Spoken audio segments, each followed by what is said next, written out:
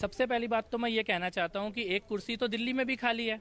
दिल्ली के शिक्षा मंत्री के दफ्तर में कौन बैठ रहा है? कौन देख रहा है कि दिल्ली में शिक्षा मंत्री का काम क्या होगा? मुझे लगता है ये लखनऊ की कुर्सियों के चक्कर में ना पड़े सिसोदिया जी। और वो जो कुर्सी खाली पड़ी है दिल्ली के सचिवालय में जिसमें एक मंत्री बैठ के काम करना चाहिए, उस मंत्री को वहां होना चाहिए। दिल्ली मैंने उनसे सीधे सीधे 10 सवाल पूछे हैं और ढूंढता हुआ आया हूं लखनऊ में कि दिल्ली का शिक्षा मंत्री है कहां पर। मैंने ये पूछा है कि आप ये बताइए कि क्यों 12वीं क्लास में एग्जाम देने वाले सरकारी स्कूलों के बच्चों की संख्या आधी रह गई है पिछले 5 साल के मुकाबले। 10वीं क्लास में एग्जाम देने वाले बच्चों की संख्या आधी रह गई है। सरकारी स्कूल के बच्चे कम हो गए हैं और प्राइवेट स्कूल के बच्चे बढ़ गए हैं पिछले 5 सालों में। अगर सरकारी स्कूलों में काम हुआ था तो ये प्राइवेट स्कूलों में बच्चे बढ़ कैसे गए हैं?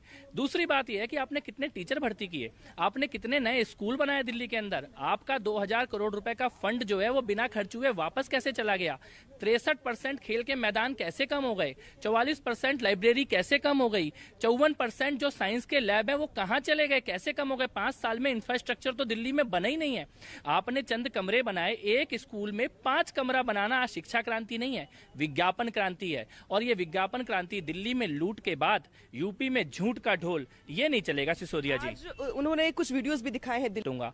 यूपी की जनता समझदार है। यूपी की जनता ने शासन क्या होता है, प्रशासन क्या होता है, व्यवस्था क्या होती है, कैसे जनता को संभाला जाता है, कैसे कानून व्यवस्था को संभाला जाता है, कैसे अपराधियों का निपटारा किया जाता है, कैसे स्कूल के बच्चों के लिए जिम्मेदारी उठाने वाली सरकार जब काम करती है तो कैसे काम करती है, सरकारें जब शिक्षकों की भर्ती करती है तो कैसे करती हैं।